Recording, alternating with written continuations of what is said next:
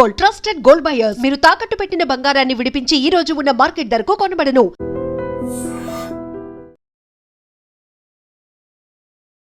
మీ previous వీడియోస్కి వెళ్ళి ఇప్పుడు అందరూ సోషల్ మీడియాలో ఇన్స్టాగ్రామ్లో మీరు కుకింగ్ వీడియోస్ ఏవైతే చేస్తున్నారో దాని కింద ఇంత అందమైన వైఫ్ని కొట్టావా బ్రో నువ్వు అని చెప్పి పెడుతున్నారు.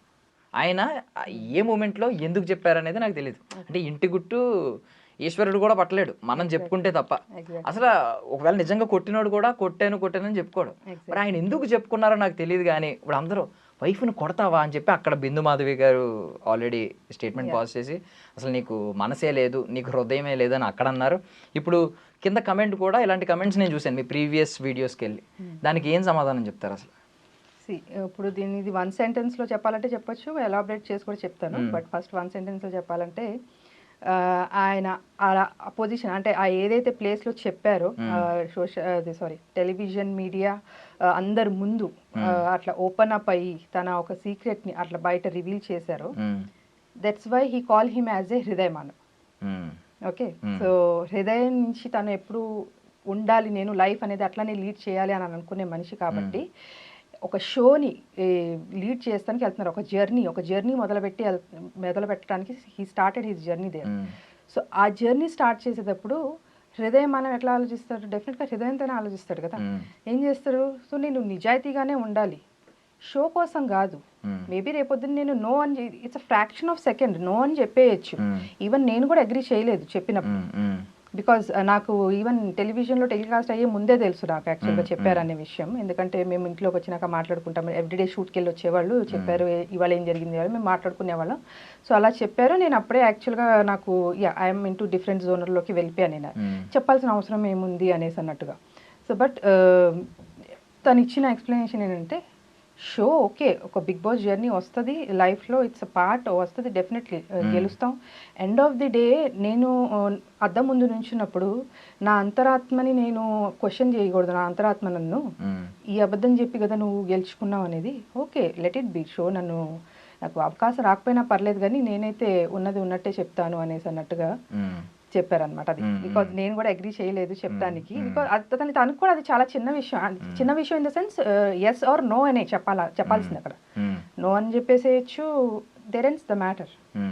ఈరోజు చాలామంది అంటే బిగ్ బాస్ హౌస్లో సంజన గారు ఓపెన్గా నాగార్జున గారు ఆ టైంలో చూసుకుని ఇక్కడ చూస్తారు ఆడవాళ్ళని, మగవాళ్ళు ఎక్కడ ఆడవాళ్ళు ఎక్కడ అని ఈ జెండర్ డిస్క్రిమినేషన్ తీసుకొచ్చారు కదా టాపిక్. దీనికి ఫస్ట్ విత్తనం అక్కడ పడింది అనమాట, బీజం. వైఫ్ని కొడతారు అనేది. యాక్చువల్లీ మీరు మిమ్మల్ని నిజంగా కొట్టేవారా ఏమన్నా? మామూలుగా అడుగుతున్నాను. మీరు నాకు తెలిసి నాకు సార్ కూడా ఆల్రెడీ చెప్పినట్టే ఉన్నారు, మీకు హరీష్ గారు కూడా. ఇదేమన్నా గుళ్ళో గంట ఏంటి పొద్దున సాయంత్రం లేసి కొట్టడానికి, లేదా స్కూల్ బెల్లా? అది ఎవ్రీ ఫ్యామిలీలో ఉంటుంది ఒక చిన్న, అసలు టు బీ ఫ్రాంక్లీ స్పీకింగ్ మేమిద్దరం ఇట్లా మాట్లాడుకుంటున్నప్పుడు I didn't even remember that. Okay, అదొక సంఘటన జరిగింది అని అంటే, బట్ తొందరగానే నాకు రికలెక్ట్ అయింది. But it was there in his mind, తన మైండ్లో అది చాలా స్ట్రాంగ్గా ఉండింది. సో నాకెందుకు అది చాలా ఎక్కడో కనుమరుగైపోయింది అని అంటే నా ఆలోచనలో, because the kind of bond and the love we have. So అది మా లైఫ్లో, మా 15 years, మా 20 years జర్నీలో అదొక డాట్, ఒక ఫుల్ స్టాప్ ఆర్ డాట్ లాంటిది అంటాం కదా. సో దానికి మించి ఇంకా చాలా పెద్దవి మా బాండింగ్ కానీ, మేము ఫేస్ చేసిన ఛాలెంజెస్ కానీ, దాంట్లో మేము కలిసి ఉన్నది కానీ, ఉన్న లవ్ మా ఇద్దరి మధ్యలో అదొక చిన్న డాట్. కాబట్టి నాకైతే అసలు నిజంగా కనుమరుగైపోయింది. బట్ స్టిల్ తను ఎంత బాగా గుర్తుపెట్టుకుని ఆ చిన్న విషయం కూడా నేను అబద్ధం చెప్పకూడదు అనేది ఆ స్టాండ్ తీసుకున్నారు చూడండి. షో కోసం కాదు, నా అంతరాత్మ ముందు నేను తలదించుకోకూడదు. సో అదే ఆయన సిద్ధాంతం. అందుకే ఆయన హృదయ మానవ్ అని ఆయన పేరు పెట్టుకున్నారు. యాక్చువల్లీ ఈ టాపిక్ అంతా మాట్లాడుకునే ముందు నేను ఒకటి స్ట్రైట్ అడగాలంటే, ఆయన హౌస్లో ఇప్పుడు కొంచెం డీలా పడిపోయి నేను ఉండను, మీలాంటి వాళ్ళ దగ్గర నేను ఉండలేను, నేను వెళ్ళిపోతాను అనే స్టేట్మెంట్స్ పాస్ చేస్తున్నారు.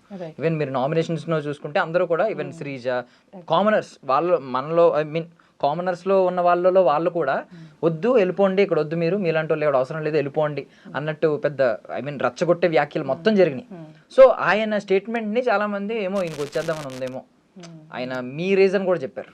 బయట నా వైఫ్ ఒక్కదే ఉంటుంది, ఆమె ఇవన్నీ చూసి ఎలా ఉంటారో ఆమెకి ఎలా ఉంటుందో అని చెప్పి ఆయన స్టేట్మెంట్స్ చెప్తున్నారు. మీ మనసులో ఏముంది అసలు? ఇప్పుడు ఆయన్ని ఉండాలి, హౌస్లో ఇంకా ఉండాలి అని అనుకుంటున్నారా? వచ్చేసినా పర్లేదు అనుకుంటున్నారా? వచ్చేయాలనుకుంటున్నారా? ఏమనుకుంటున్నారు?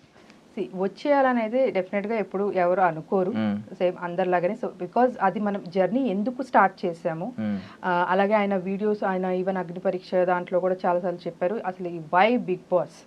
So as a Bigg Boss అడ్మైరర్గా ఆయన ఫీల్ అవుతారు కాబట్టి ఆయన అన్ని కొంచెం ఆయన డిప్రెషన్లో లోలో ఉన్నప్పుడు కూడా సో అదొక కైండ్ ఆఫ్ ఊరటని కలిగించింది. So because he is into kind of చాలా కౌన్సిలింగ్స్లో వాటిల్లో పార్టిసిపేట్ చేస్తుంటారు. So end of the day Bigg Boss అనేది ఒక షో ఎలాంటిది అని అంటే వాట్ హీ ఫీల్స్, ఆయన డెఫినేషన్ ఏంటంటే మన 100 years ఆఫ్ లైఫ్, ఓకే, అలాగే అది 100 days జర్నీలో చూపిస్తే ఎలా ఉంటుంది అనేదే Bigg Boss. So it is very much or very closely related to the human life అనేసి ఆయన ఫీల్ అవుతారు. ఇప్పుడు మనం కూడా మన చుట్టుపక్కల ఉన్న జనాలతో, కాకపోతే మనం మనకేం కెమెరాలు ఉండవు, మనము ఆబ్వియస్లీ నచ్చినప్పుడు ఒక రకంగా ఉంటాము, నచ్చపోతే బ్యాక్ సైడ్ ఒక రకంగా ఉంటాము. సో చాలా షేడ్స్ మనలో కూడా ఉంటాయి.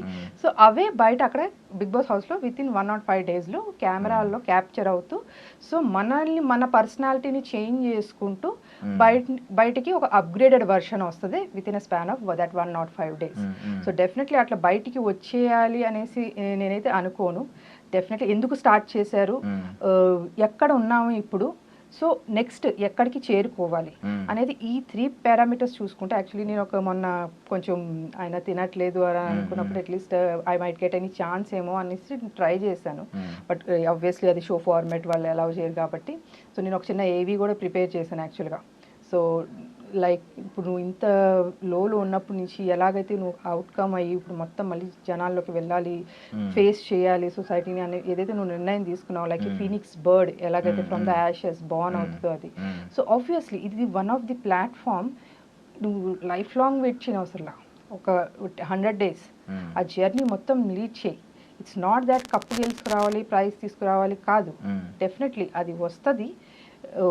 మే the good person or the better person should win అని అంటాను. బట్ జనాలు మెచ్చిన వాడు విన్ అవ్వాలి డెఫినెట్గా. సో ఆయనలో ఇంకా వేరే కోణం కూడా ఉంది, ఆ హ్యూమర్ సైడ్ ఏదైతే నిజంగా జనాలకి నచ్చుతుందో అండ్ దేనికైతే జనాలు ఎక్కువ కనెక్ట్ అవుతారో సో అది డెఫినెట్గా ఇప్పుడు వరకు ఫుల్ ఫ్లెజ్డ్గా ఎవరు చూడలేదు. సో ఆయన క్లోజ్ అసోసియేట్స్ తప్పించి.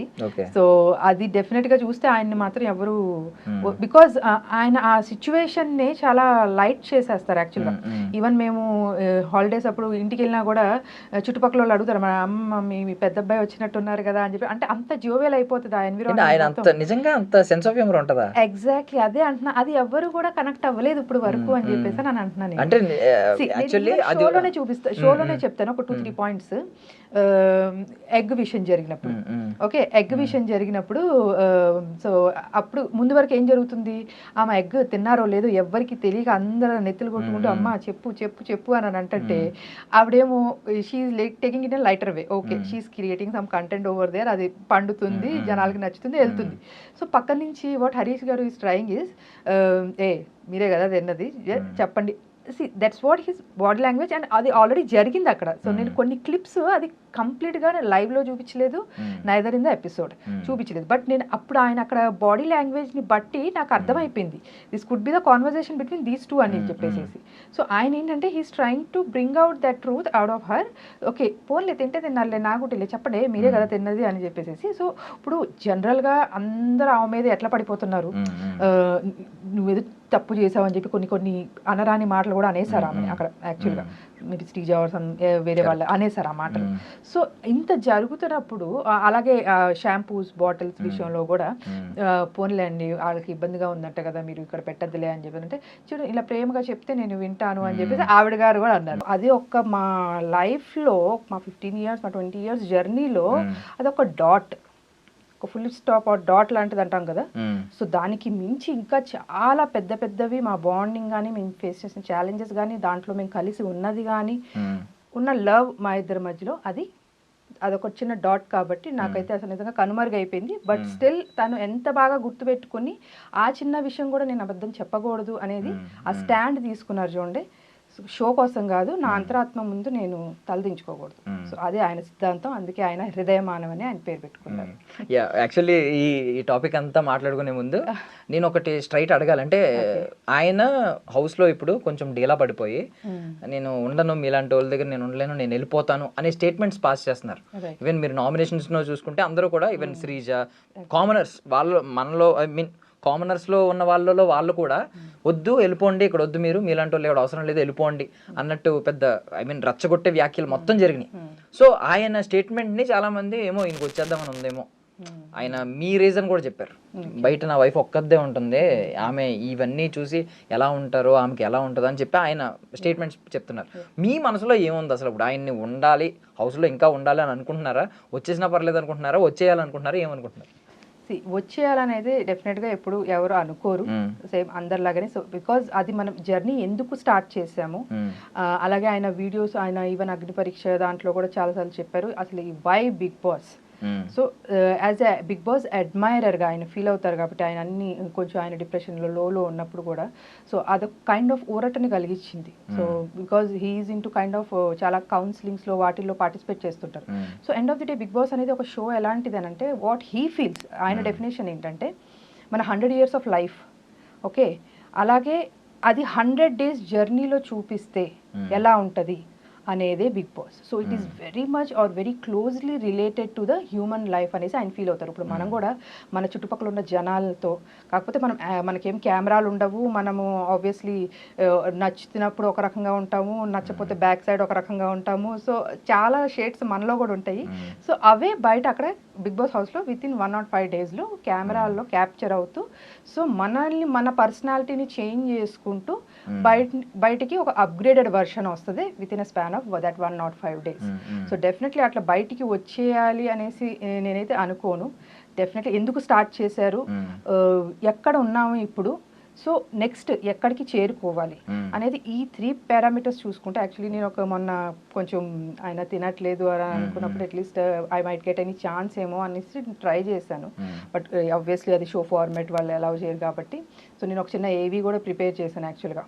సో లైక్ ఇప్పుడు నువ్వు ఇంత లోలో ఉన్నప్పటి నుంచి ఎలాగైతే నువ్వు అవుట్కమ్ అయ్యి ఇప్పుడు మొత్తం మళ్ళీ జనాల్లోకి వెళ్ళాలి, ఫేస్ చేయాలి సొసైటీని అనే ఏదైతే నువ్వు నిర్ణయం తీసుకున్నావు, లైక్ ఫీనిక్స్ బర్డ్ ఎలాగైతే ఫ్రమ్ ద యాషెస్ బార్న్ అవుతుందో అది. సో ఆబ్వియస్లీ ఇది వన్ ఆఫ్ ది ప్లాట్ఫామ్. నువ్వు లైఫ్ లాంగ్ వెయిట్ చేయని అవసరంలా, ఒక 100 days ఆ జర్నీ మొత్తం లీడ్ చేయి. ఇట్స్ నాట్ దాట్ కప్పు గెలుచుకురావాలి, ప్రైజ్ తీసుకురావాలి కాదు. డెఫినెట్లీ అది వస్తుంది. May the good person or the better person should win అని అంటాను. బట్ జనాలు మెచ్చిన వాడు విన్ అవ్వాలి డెఫినెట్గా. సో ఆయనలో ఇంకా వేరే కోణం కూడా ఉంది, ఆ హ్యూమర్ సైడ్ ఏదైతే నిజంగా జనాలకి నచ్చుతుందో అండ్ దేనికైతే జనాలు ఎక్కువ కనెక్ట్ అవుతారో సో అది డెఫినెట్గా ఇప్పుడు వరకు ఫుల్ ఫ్లెడ్జ్డ్గా ఎవరు చూడలేదు. సో ఆయన క్లోజ్ అసోసియేట్స్ తప్పించి. సో అది డెఫినెట్గా చూస్తే ఆయన్ని మాత్రం ఎవరు, బికాజ్ ఆయన ఆ సిచ్యువేషన్ని చాలా లైట్ చేసేస్తారు యాక్చువల్గా. ఈవెన్ మేము హాలిడేస్ అప్పుడు ఇంటికి వెళ్ళినా కూడా చుట్టుపక్కల వాళ్ళు అడుగుతారు, మా అమ్మ మీ పెద్ద అబ్బాయి వచ్చినట్టున్నారు కదా అని చెప్పి. అంటే అంత జోవెల్ అయిపోతుంది ఆ ఎన్విరాన్మెంట్. ఎగ్జాక్ట్లీ అదే అంటున్నా, అది ఎవరు కూడా కనెక్ట్ అవ్వలేదు ఇప్పుడు వరకు అని చెప్పేసి నేను అంటున్నాను. షోలోనే చూపిస్తా, షోలోనే చెప్తాను ఒక 2-3 points. ఎగ్ విషయం జరిగినప్పుడు, ఓకే, ఎగ్ విషయం జరిగినప్పుడు సో అప్పుడు ముందు వరకు ఏం జరుగుతుంది, ఆమె ఎగ్ తిన్నారో లేదో ఎవరికి తెలియక అందరూ నెత్తులు కొట్టుకుంటూ అమ్మ చెప్పు చెప్పు చెప్పు అని అంటే ఆవిడేమో she's taking it in lighter way. Okay, she's creating some content over there, అది పండుతుంది, జనాలకి నచ్చుతుంది, వెళ్తుంది. సో పక్క నుంచి వాట్ హరీష్ గారు ఈస్ ట్రయింగ్ ఈస్ మీరే కదా తిన్నది చెప్పండి. That's what his body language. And అది ఆల్రెడీ జరిగింది అక్కడ. సో నేను కొన్ని క్లిప్స్ అది కంప్లీట్గా లైవ్లో చూపించలేదు, నైదర్ ఇన్ ద ఎపిసోడ్ చూపించలేదు. బట్ నేను అప్పుడు ఆయన అక్కడ బాడీ లాంగ్వేజ్ని బట్టి నాకు అర్థమైపోయింది this could be the conversation between these two అని చెప్పేసి. సో ఆయన ఏంటంటే he's trying to bring out that truth out of her. Okay పోన్లే తింటే తిన్నారులే, నాకు తెలియదు చెప్పండి మీరే కదా తిన్నది అని చెప్పేసి. సో ఇప్పుడు జనరల్గా అందరూ ఆమె మీద ఎట్లా పడిపోతున్నారు, నువ్వేదో తప్పు చేసావని చెప్పి కొన్ని అనరాని మాటలు కూడా అనేసారు ఆమె అక్కడ. యాక్చువల్గా మేబీ శ్రీజ వేరే వాళ్ళు అనేసారు ఆ మాటలు.